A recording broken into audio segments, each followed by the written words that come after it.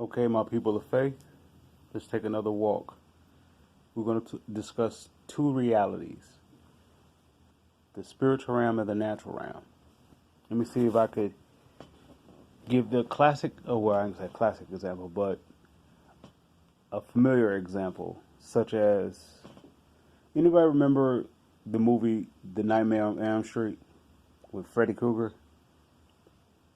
Like how he was basically let's say he was the god of nightmares. Okay, so if, let's say, if one of the characters fall asleep, he basically they're on his domain. They're in his domain. They are on his playing field, his level, right? He can rule that, or he rules that. So this is how Satan is in the natural, right? So when we get born again and we become like this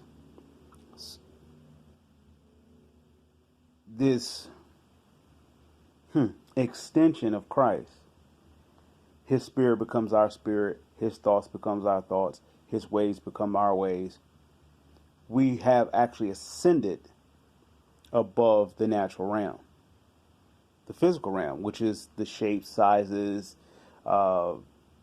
smells, or sight, or sounds, and all. We passed the barrier that actually boxes us in. All those areas it's actually made to serve us versus us serving them. They give us a distinction of what is acceptable and what is not acceptable, versus we are supposed to hold the authority to declare to those things, and they move accordingly to us. Now, to let you know how slow we are, the physical is always a step, if not more steps, behind the spiritual realm. You see it, then it births into the natural. You see it in the spirit, or as we would say, our thoughts, and then we birth it physically. So what the enemy wants us to do, since he's the ruler in the natural realm, because Adam gave that authority up to him, Jesus took it back for us to come in the spirit realm, which we were kicked out of because we gave up that right to fall to the natural. I hope everybody can follow that.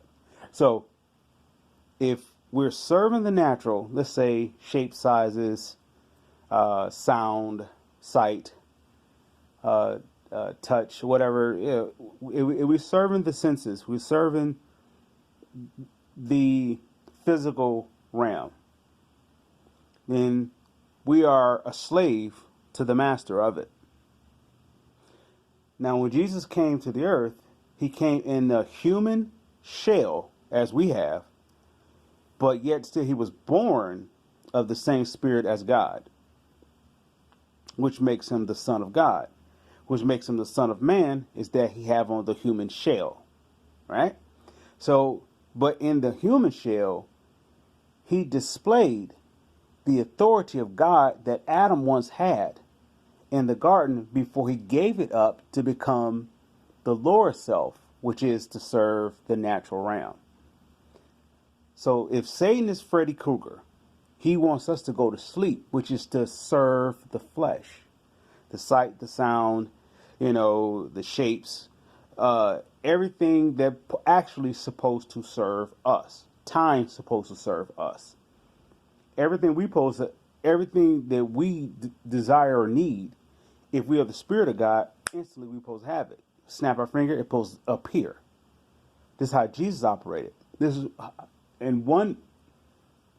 kind of hard to grasp Jesus if you don't have his spirit per se, because actually you will be serving the natural realm.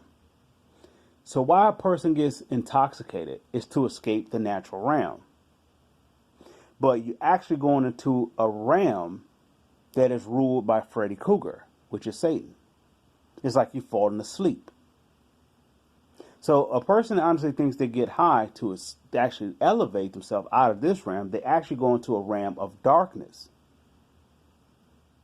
which is like a lower pit of the earth realm or the physical realm.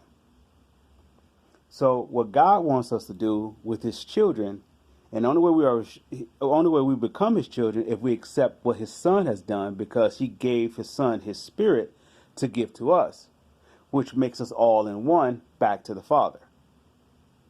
And then we are able to escape the nightmare, which is this reality. The reality of life and death is based upon the physical versus the spiritual. And I hope you guys are blessed by that. Be blessed, people.